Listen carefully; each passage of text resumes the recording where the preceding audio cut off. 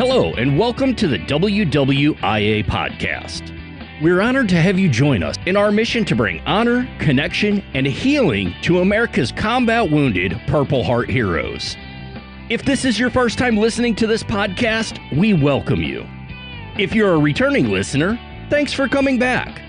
Please be sure to tell others about our podcast and leave us a review if you're enjoying what you're hearing. We have another outstanding episode to share with you today as we welcome a tremendous patriot and friend of the foundation to the program.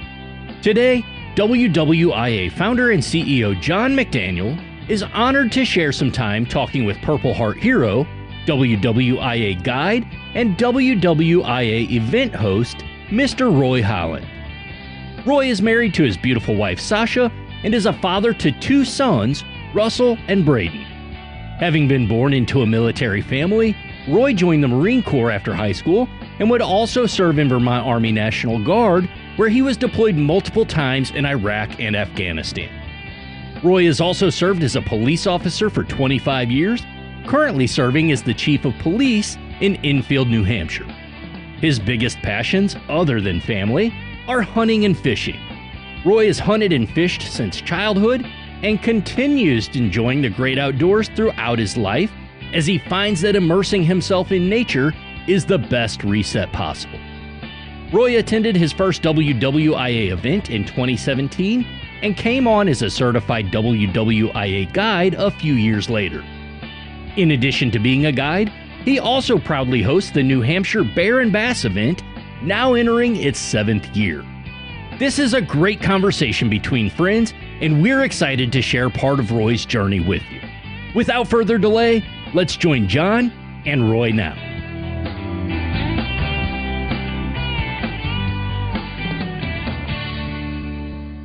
Hi, I'm John McDaniel, founder and CEO of the Wounded Warriors in Action Foundation, and this is our podcast, Honor, Connect, and Heal. So today, I have a great American with me, a man who I admire and have been in the field with several times and who I know well and getting to know better. Welcome to the program, Roy Holland. How are you? Good. Thanks for having me. It's an honor to be here. Yeah, well, it's an honor to have you. So let me set this up so everybody, has a brief, snapshot word picture of who you are. So you're a Purple Heart recipient. You have been through our guide school. You're one of our valued guides who's been trained and certified through our program. And you also are a host. You've been hosting, I think we're on the 7 or 8 years now, something like that.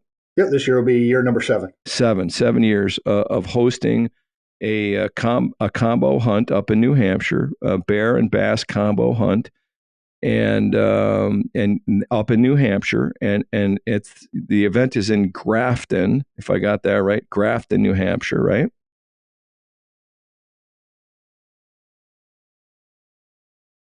In Grafton, New Hampshire, correct? Yes. Yep. Yeah. And you are also, everybody, he's wearing a uniform. So I'm looking at him, and you're not, but I can see Roy because we're on a Zoom call that's being recorded for this podcast. But Roy's wearing a uniform, and he is the chief of police for the town of Enfield, New Hampshire. Is that right? It is, correct, yeah. Yeah, you look great, man. I mean, if tell you what, if you ever get out of a car and approach mine, I'm just going to put my hands on the steering wheel, roll down the window, put my hands on the steering wheel, and just say yes sir and no sir, because I don't get to stop as many cars as I used to. That's for sure. Probably, yeah. Well, you look great, and so here's a guy who's, a combat wounded veteran, right? You got a Purple Heart. You were in the Marine Corps for something like 4 years on active duty. Is that right? Yeah, I joined right out of high school. Excellent. And then, was that where you were wounded? While you were a Marine, or were you wounded when you were in the Army National Guard? Because you're a double dipper. You've been on both sides of that fence, right? Yeah, correct. No, I was wounded when I was with the Army National Guard. Okay. So you out of high school, you joined the Marine Corps, and what did you do in the Marine Corps, Roy? So I I actually jumped around a little bit. I started out in admin, and then I was one of the first Marine Corps martial arts instructors. That's where you get that from. Yep. I've seen you on I've seen you on Facebook.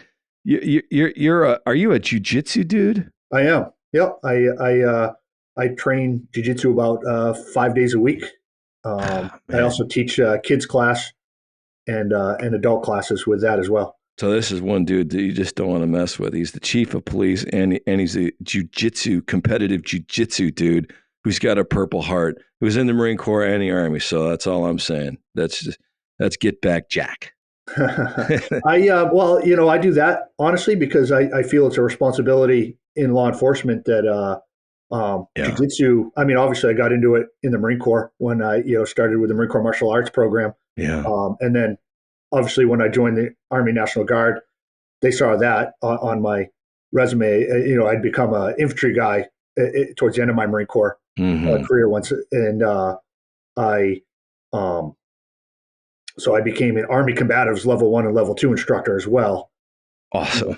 And so that kind of led into when I was still a police officer during that. And so I think that every police officer should be a blue belt in jiu-jitsu, not just for the self-defense aspect or the ability to control people's movements, but by the time you reach blue belt in jiu-jitsu, which for the average person takes about 18 months to 2 years, you recognize a threat for what it really is. When you're a young guy who, not everybody is a combat veteran, right? And stuff like that, or been in the military, jiu-jitsu helps you recognize what's really a threat and what's not. And so therefore you're less likely to use excessive force. That's great. I never heard it put that way, but as well, of course, I had a little past there in the military. And one of the things we did is we got, in one of my units, we did this combination of, lots of training in the martial arts, jiu-jitsu and Gracie and Muay Thai and lots of different things, and as a wrestler, as a former competitive wrestler, I always felt in my mind like, hey, and you can see this on the the cage matches with, the fights that are going on today, the mixed martial arts fights, all that fancy kicking, stuff. That's great. Okay. It's great tools for your chest. Your tool chest, your combative's tool chest. But if you want to win a fight, unless you're going to strike and knock somebody out, which doesn't happen that often, you better get this person on the ground, and as a wrestler, that's where that's where fights end. Like this thing's going to stop. I'm going to terminate this little thing we got going on when I get you on the ground. And so the quicker I get you on the ground as a wrestler, I'm going to disable you and then bring this thing to a close. That's my thinking, has always, been that way. Is that kind of in line with what you think have been taught? Oh, 100%. And not just taught. In my 25 years as a law enforcement officer, they all end up there. Yeah, on the ground. On the ground. Yep. On the ground. And you got to dominate, and that's why, you got to dominate, dominate the threat. And because he or she, and in some cases, they're most dangerous when they're on their feet and wielding whatever's in their arms or hands or and they're able to strike. And when you get them on the ground, that negates a lot of it right there. So that's cool. I'm glad to hear you say that. But I've seen some of your videos, and you're quite an accomplished man, and I appreciate that. And you're a man of service. And so you were in the Marine Corps for 4 years. What did you do in the Marine Corps? Were you infantry? What'd you do? So I started out as an admin guy, but I didn't want to do that. No. And so I ended up in the infantry. Awesome. The Marine Corps was gracious enough to allow me to seek out a different MOS of infantry. So they made you an infantryman. Yeah. I love it. So what do they call that? I remember, that they have in the Army, 11 Bravo is infantry. Yeah. 0311. 0311. Yep. Yeah. 0311. Congratulations. 0311. You made it. Yes. Yeah. And, it's funny, looking back at my young self now, I didn't recognize the looks I was getting from the people when I was complaining that I didn't want to, didn't join the Marine Corps to push paper. Right. And I had gotten in a little trouble. I was a troublemaker a little bit, when I was younger. No. And so they were happy to, I said, I think I want to try this infantry thing. And the looks I got were kind of, you're crazy? Leaving this for that? Yeah, exactly. Yeah, right? Exactly. The coffee machine's right over there, and you got that nice chair you're sitting in. Now you want to hump a rucksack? Yep. And eat dirt for a living? Live like an earth pig? That's what you want to do? You're like, yeah, that's exactly what I want to do. Yep. And it worked out great. So. Yeah, good for you. That's character building. I love it. I gravitate. That's all I wanted to do. I remember when because I was enlisted for a short period of time, so I got to kind of see, at least understand the military a little bit better. And then I went to the ROTC and all this, and I remember when it came time to pick your branch assignments, they gave you 3 back in the day. I don't know what they do today, but back in the mid 80s, they would give you they gave the officers this sheet of paper, and they said you need to pick 3 branches of service, and they listed all of them. Like I could have put medical service corps, but I mean, let's face it, I didn't go to medical school, so I didn't want that. And artillery. Okay, so I know what artillery is. All the branches. And I knew what I wanted to be because I had already seen it. I wanted to be an airborne ranger, and I knew the first step to that was becoming, being an infantryman. So I wrote down on my sheet, infantry, infantry, infantry. I just let 3. I didn't give them any other choices, and I turned it in. And my instructor looked at that, and he just shook his head and he submitted it that way, Yeah. So anyway, you got to love it, man. The infantry is where it's at. So if you're out there listening to this and you think, you have a calling and you'd like to serve your country, and you're, a guy, who loves sports and the outdoors and been on teams before and likes to work hard, and I think the infantry that's for you, man. That's what you want to do, because that's where the rubber meets the road, isn't it? Oh, absolutely. I mean, as a chief of police who has to hire, police officers and stuff like that, when I get people that apply, I always like veterans to apply. Yeah. But a lot of times I'll get kids that are going to join the military, or they ask me, what should I do? I want to be a police officer. I say, join the military or go to college. Right. And if you join the military, do infantry or another skill building, because being an MP in the military is not going to help you be a civilian police officer, but every person that I've, pretty much every person that I've worked with as a police officer that was in the infantry, you build the life skills that help you become a better police officer. And a better person, I might add, right? I mean, life skills, you learn in the infantry, you learn, a lot of things. Practicing misery might be one of them, but that's character building, right? Oh, absolutely. Team building, and you understand chain of command, you understand your peers, you understand, it is a lesson in life. Problem solving with the least amount of support available. That's right. Adapt, overcome, improvise. Hey, Sarge, all I got is this, this toothpick and this baling wire and this piece of bubble gum. They're like, that'll work. To imagine it's amazing what the E4 Mafia can build. Oh my God. With little to nothing. Yeah. Just get out of their way, man. That's right. And marvel at what they come up with. And I got a huge grin on my face, because I mean, the E4 Mafia, for those that don't know what that means, it goes, E1, E2, E3, those are all privates. E4 is a corporal, but he's still an E4, and he's more of in a leadership position. But by the time you get to specialist in the Army, and I guess in the Marine Corps, is an E4, is that a lance corporal or corporal? What is an E4 in the Marine Corps? I beg your pardon. Corporal. Yeah, corporal. Okay. Yep. They don't have lance corporal. They don't have lance. Lance corporal's an E3. Okay. All right. So they're private first class. Okay. I wasn't in the Marine Corps. So yeah. Anyway, the E4 Mafia is the guys that are getting, or they haven't made Sergeant E5 yet, but it's a powerful lot because they're running herd on all the privates, right? And absolutely. And all the good ones are chomping at the bit to be a sergeant, so they got to fly straight, and they're usually at the end of their first enlistment, right? Yep. So they're at a critical juncture. They're either going to re-up for another 3 to 5 years, whatever the contract is, and become a sergeant, because that's part of the deal, get a little bonus. But the E4 Mafia is running the herd, right? It's just hilarious. And a good leader learns to get out of their way and watch some of that ingenuity. And that's right. That's right. But they also well, that's why you have sergeants. There you go. That's why I love it. I got a big grin on my face because it takes me back to a time that I fondly remember. So let's get into this a little bit here.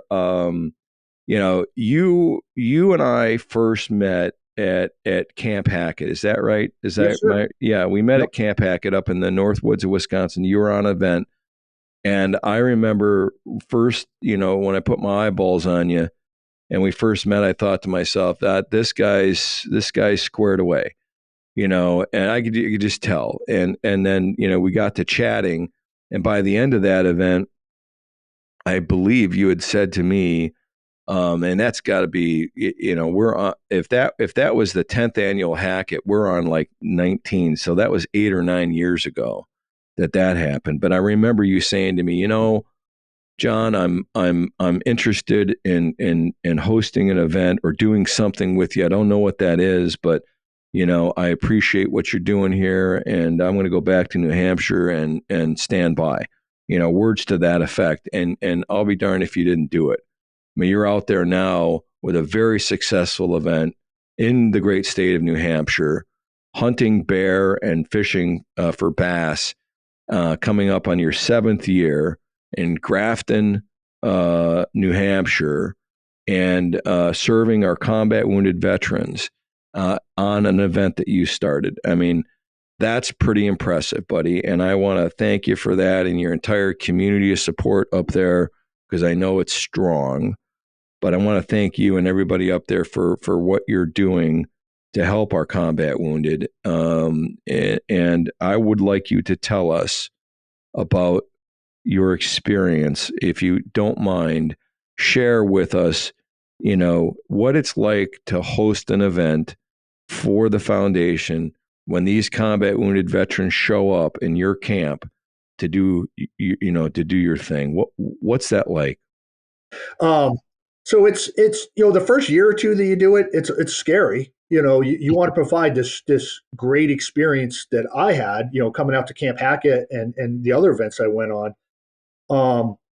And you're hosting people that we've talked on the phone a little bit. We've maybe exchanged a few emails, but they're from all different kinds of walks of life.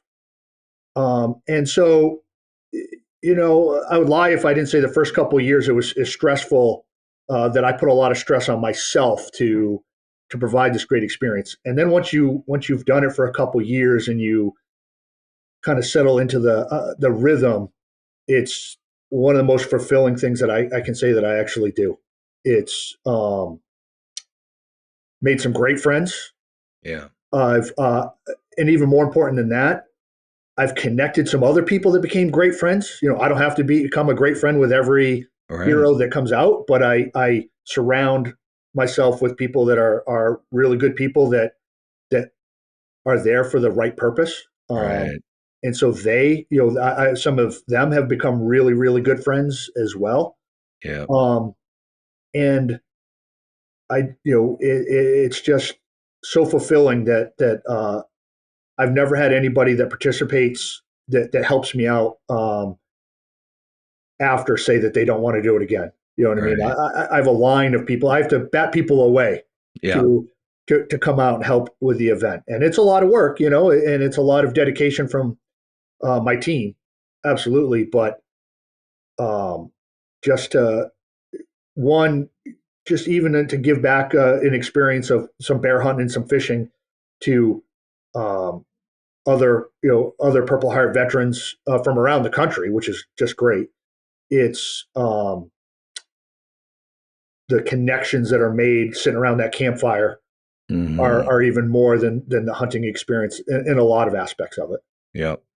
Well, I would imagine that, let's just say you're from Tupelo, Mississippi, and you're a combat wounded veteran, and you happen to be a Marine, and that's your hometown, and now you're discharged from the service, and somehow you stumble upon the WWIA and what we're doing, and you drop an application, and you've never hunted a bear in your life. And you indicate on your application that you'd like to go bear hunting, and Karina calls you a year later and says, or 6 months later, whatever it is, and says, "Hey, how'd you like to go hunt bear in New Hampshire?" I mean, those kids are those men are lighting up like light bulbs. Like, that's a big deal. That is a huge deal, and of course they're going to say yes to that. And then they rock up, and there's you, a former Marine, and opening your arms, and your camp is all fired up, and they're going to get a chance to go take a black bear in New Hampshire. Now, they probably in their wildest dreams never imagined that they would ever get there and do that, but there you are, and that's pretty cool. A great story is my very first year doing it. I picked everybody up from the airport. We got back to camp, as quick as we could, get everybody into a stand. And one of the heroes, he said to me, he said, "I've always wanted to see a moose."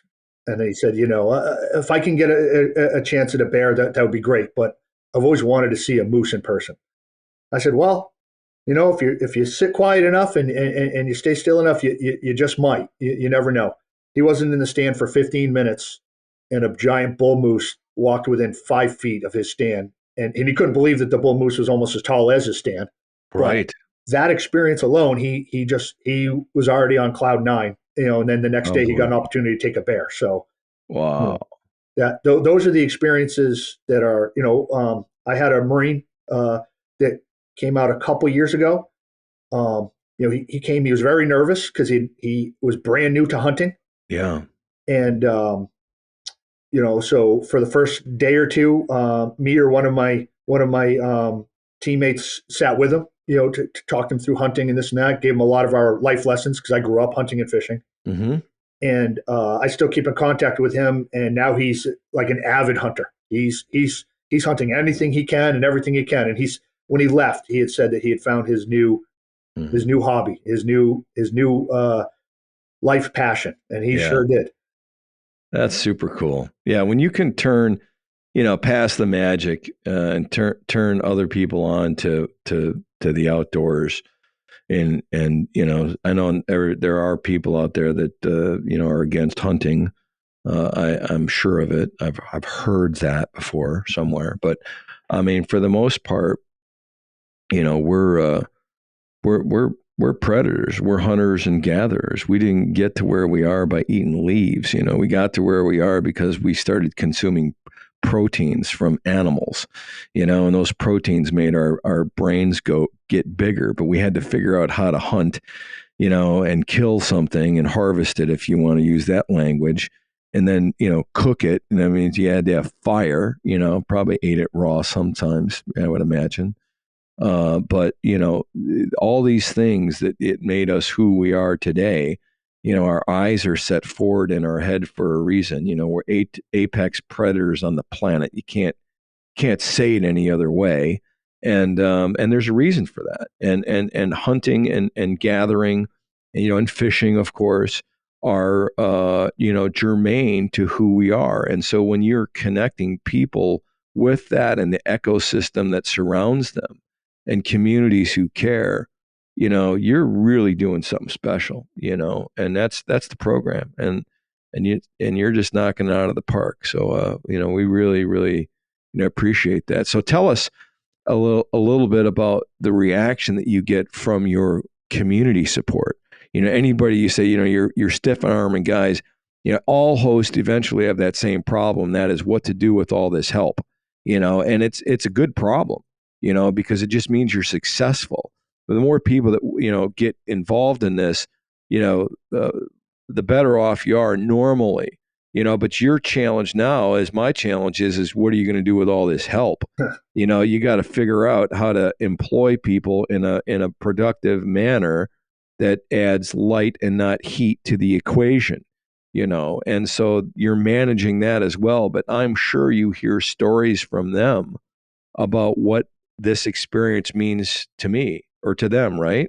Oh, absolutely. I have guys that are that have been there since year one, and that are just as passionate as I am, and that are they're emotional at the end of the weekend when the guys or girls head back home, and the minute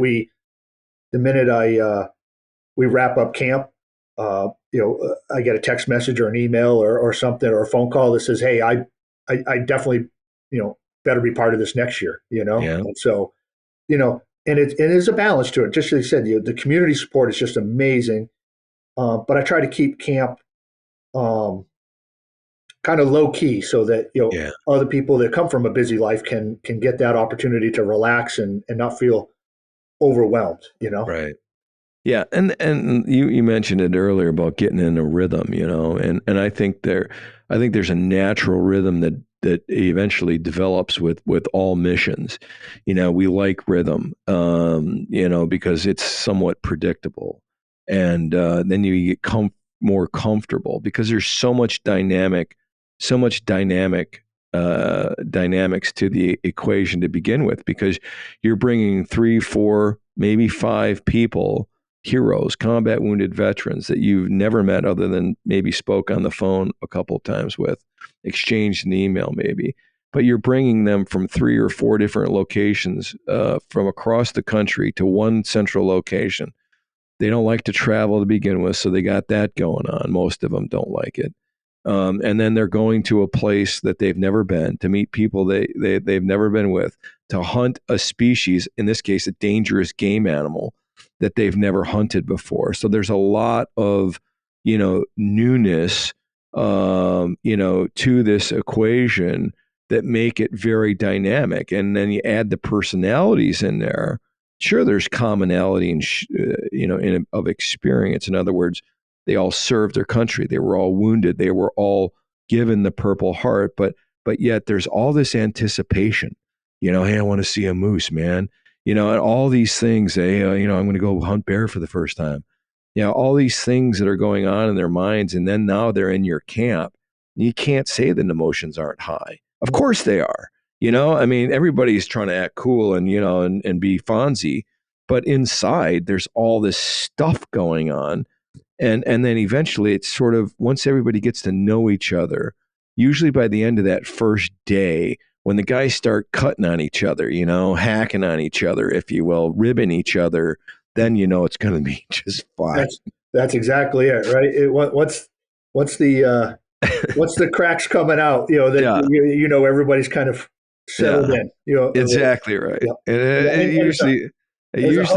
As a host, one of my favorite things to hear during the event, outside of the personal connection side, is when you hear that first crack of a rifle. Oh yeah. Because most of our hunting sites aren't very far from camp, and so I'll quick story. I don't want to get take too much time up, but the very first year we did it, I was sitting with Carl Pellerin and Johnny Pellerin. They're the owners of the camp and the property. Okay. And we had gotten the first year we did it, we had 3 heroes. So we had gotten all 3 heroes out into their stands, and we were kind of just relaxing. We all said to each other, like, okay, now we just need the bears to cooperate, because right. Wild animals don't exactly always follow. They don't have they didn't get the op word, man. Exactly. And it only took about 45 minutes, and you heard that first crack of a rifle, and then we have a standing rule because, like you said, bears can be dangerous game, and stay in your stand. We'll come help you track it and all that stuff. And I got that crack on the radio that said, "Got a bear down. I can see it," and I'm staying in my stand. And it just for that very first year, that was that huge weight just kind of went away. And then about 15 minutes later, we heard another crack of a rifle from a different stand. So that was cool. a very good first night. Yeah. That's for sure. Well, morale is going to be super high in camp too that night. And morale's that's an important thing. I say to everybody, I guess I do. Everybody, even my kids, my boys, I say, how's your morale?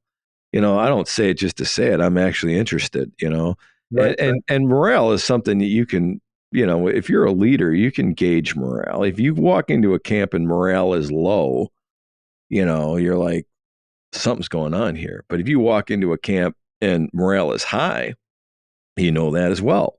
And so leaders can do things to, and should do things to create a climate and an atmosphere where morale can be high. Now, if you're in the infantry, sometimes morale's not always high because you got to do stuff that sucks. But you can also find ways of improving morale. Like, for example, we've been eating MREs for 4 days, and my first sergeant figures out a way to skinny some hot chow. Now that's going to improve morale. Yeah. That's a big deal. Hot chow is a big deal if you're an infantryman, and been living in the bush for 4 days. So, I imagine morale was quite high in your camp on that first night after having harvested a couple of bear. That's great, man. So here's what I'd like to shift gears on a little bit before we close out our wonderful chat here.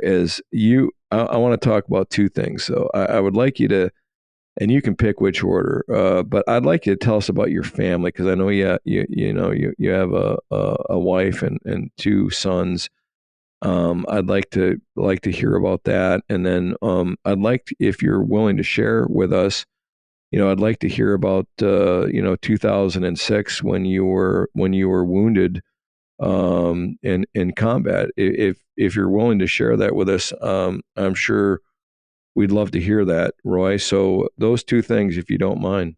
Sure. So my family is absolutely wonderful. They are the heart and soul of who I am and what I do. I've been married to my wife Sasha for 26 years. Congratulations. Thank you. We so she's been, I always, when I talk about it, I deployed to Iraq and Afghanistan several times.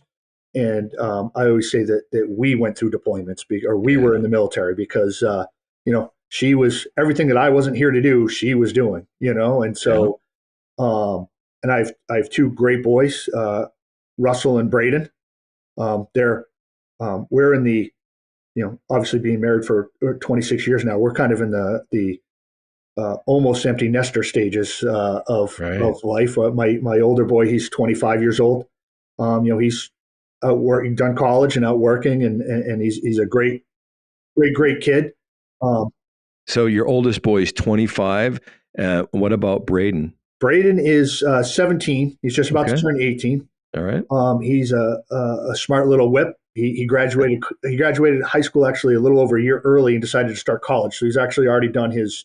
He's already in his second semester of college. Wow. And he is my. Russell is my fishing buddy, and Braden is my hunting buddy. Braden loves hunting and fishing so much that he chose for his graduation gift. We're actually headed to South Africa hunting in about 3 weeks, and so we're doing a father-son trip to South Africa to do a little bit of hunting. That's so cool. Let me ask you. I'm a dad with two boys. And they love to hunt and fish too. I took Dylan, the oldest one, he turned 10 and this year. And in November for the school break, I took him deer hunting. I told him I was going to do that. When you turn 10, we can deer hunt. And he'd been chomping at the bit for 2 years, seeing all, some of his buddies hunting earlier, some of the guys we were, in the foundation, they have children, and they've been, he's seen some of the pictures of kids when they're 8 and 9 killing deer. And he's like, Dad, and I'm like, I know you're ready, buddy, but 10's the number. So I took him hunting at 10 this last fall, and it was hard to leave Luke, the 8-year-old. But I told Luke, I said, listen, buddy, when you're 10, it's your turn and your brother's staying home. And then after that, we're hunting together as a team. But how'd you manage that as a dad? So it's funny. There were some lessons learned there for me because I started Braden really young at 6. Okay. And the first couple of years, so Braden shot his first deer. He got a deer at 6, 7, and 8. Wow. But I did all the scouting. I set up the blinds. I set up the, we used a tripod. And, so we went to the range just about every day. And he practiced. And he's a good little shot. Yeah. And he got a deer those first 3 years. And this is kind of a funny story that I pick on him about every now and then is, and then I heard him telling a friend how easy hunting was. You just show up and shoot the deer. And so that year I took that lesson learned and I said, okay, you've shot your first 3 deer. So now you're going to do all the scouting. You're going to pick the spot that we set up, the stand and or the blind. And so he went about 2 years without getting a shot at a deer and stuff like that. And the first year he didn't hardly scout at all. Every time I offered, he didn't want to go out and this and that. And so opening day, he didn't see anything. And then for a couple of days, he didn't see anything. And now, that bled into him asking questions.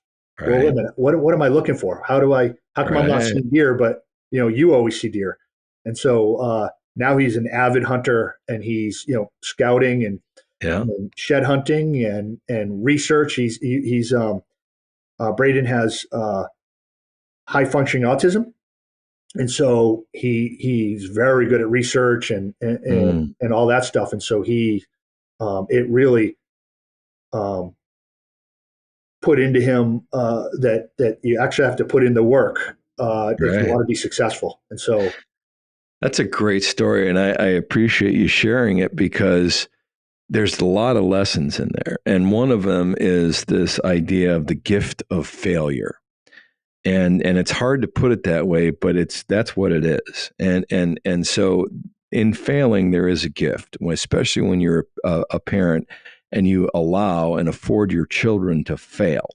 Okay, because too many parents today are just paving that road, bulldozing that road, and making sure everything is just all perfect for them. And guess what? When they get out there on their own and they find out it ain't perfect, they fail and they have not failed before, and now the wheels come off their wagon. And it's just there's a cascading effect to it. And so the way to really do that is allow them the space to fail. And, and you did that. He went out there and he failed and he failed and he failed and he didn't see any deer. And then he starts asking questions, like, hey, Dad, how'd you do this? And that's, that's great, man. Those are their great life lessons, because what we're hoping is that Braden, when he's out there on his own in this great big difficult world, that he is prepared to fail and dust himself off and pivot, adjust something and get back on the horse or start marching. And that's what we do, right? So that's good, man. I appreciate you sharing that. That's a good dad lesson right there.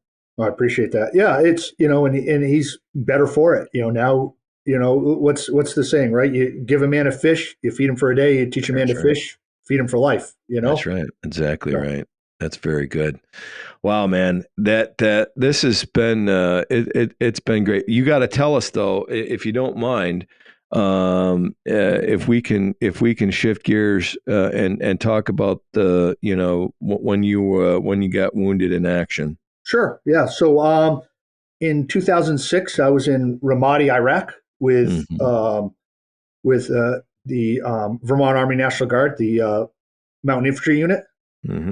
I had actually, so I left the Marine Corps active duty in 2000, got called back off of IRR and after 9/11, had done a stint with them, and I got back, and then a couple of years later, I was recruited by the 3rd of the 172nd Mountain Infantry Unit up in Jericho, Vermont, where the Mountain Warfare School is.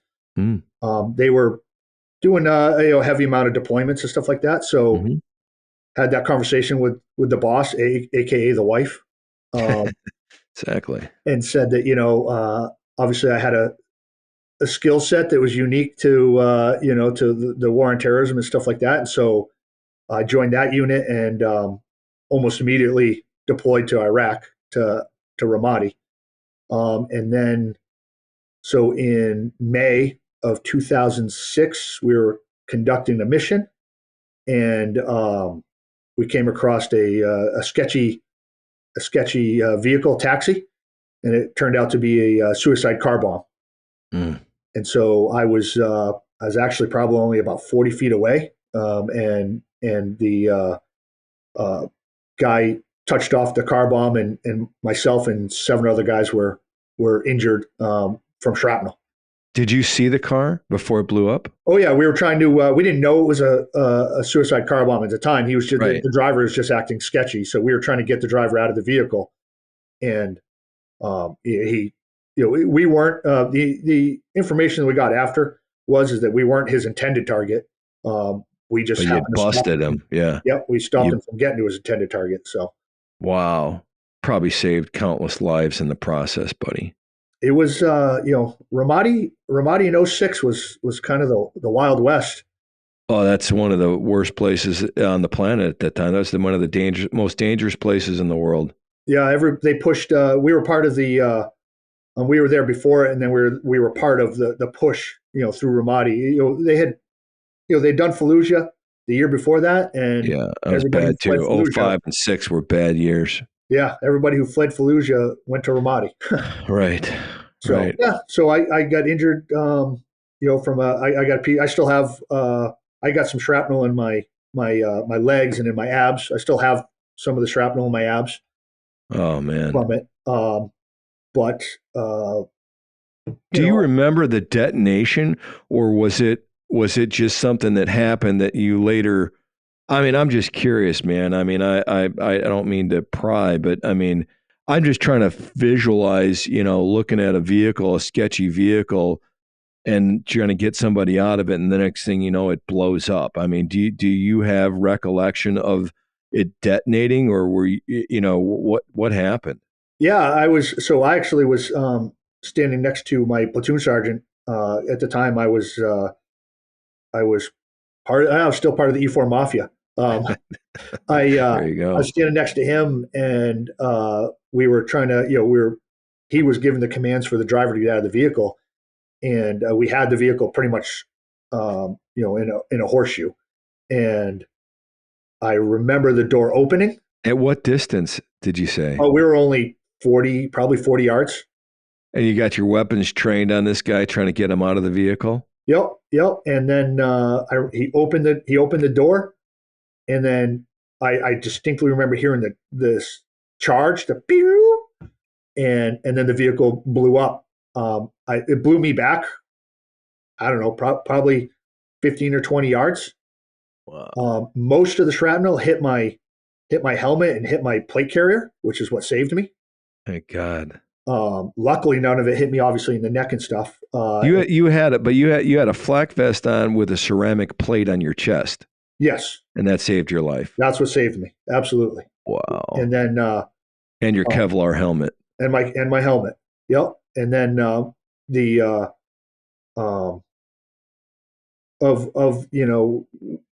all the people that are injured, we lost one guy, and then another guy was really, really badly injured. Both his legs were messed up pretty bad. But we were able to recover from that. Obviously, it was a pretty big blow to our platoon, but so I actually ended up staying in country. And finished out.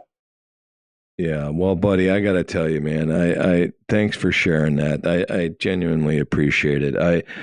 I'm always a little bit reticent to ask guys about it, but you and I have known each other, long enough, and I appreciate you sharing that with me. It's an important story. People who are listening to this, most of whom, never wore a uniform. They just, I'm sure that they appreciate you sharing that with us. we would otherwise, never known, but what great, brave men.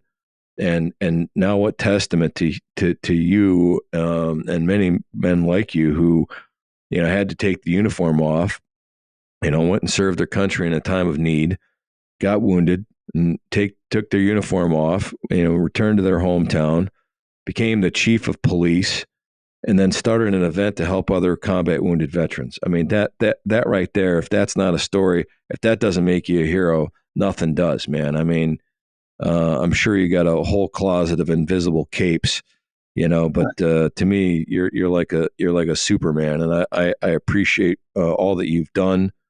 You're doing phenomenal work, and it's just an honor to know you, buddy. Well, I appreciate that.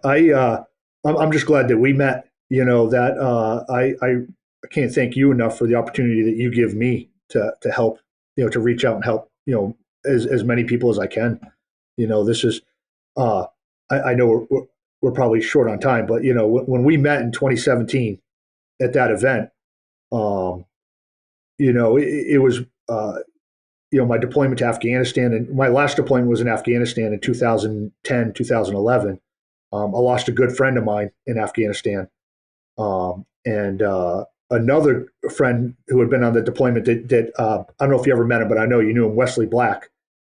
Yeah, I know the name. Yeah, Wesley Black. Yeah, me and Wesley were really good friends, and we had been to Iraq and Afghanistan both together and stuff. And he had reached out to me and said, "Hey, try this organization," and I signed up. And I met you and Whip, and actually, Dan Berryman. We're still good friends. Talk a lot. Great Americans. And I just talked to Dan the other day. Yeah, they're all great people, and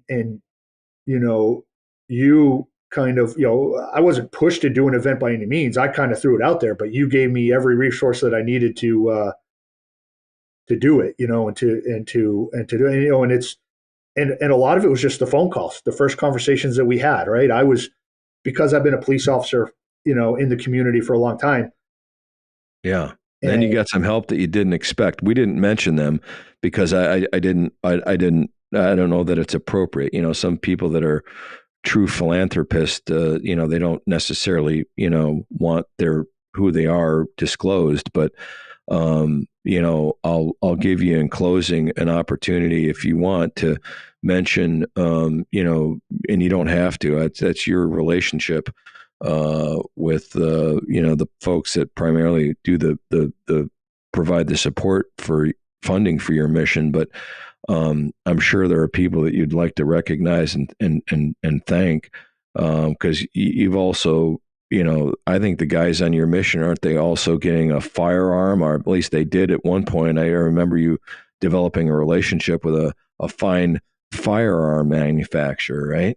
Yes. Yeah. And I know that, exactly, what you mentioned with them, we developed a partnership with, one of our finer American-made firearms companies, and every year they graciously gift a firearm to each of the heroes that come to the event.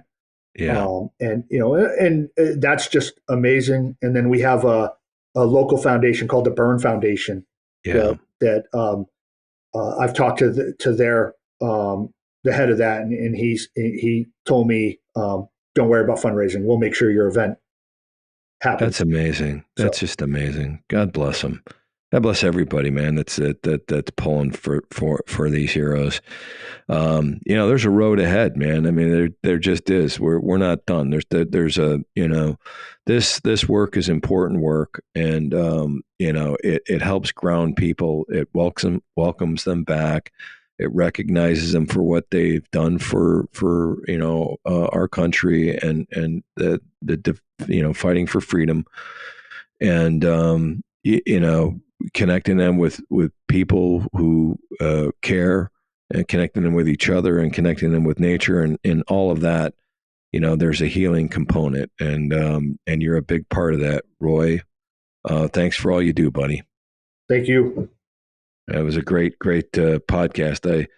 I look forward to hearing this one again and sharing it with many people. You have a great day. Keep doing what you're doing. And thanks for your time today. Thank you, John. I look forward to talking to you again. All right, Roy. See ya. Thank you for listening to the WWIA podcast. To learn more about the Wounded Warriors in Action Foundation and how you can get involved, please visit our website at WWIAF.org or follow us on social media on Facebook, Instagram, Twitter, and LinkedIn. If you'd like to comment or offer feedback about our podcast, or if you have a suggestion for a future episode, please email us at podcast@WWIAF.org. Thank you for your support and for helping us honor, connect, and heal our combat wounded Purple Heart heroes through the power of the great outdoors.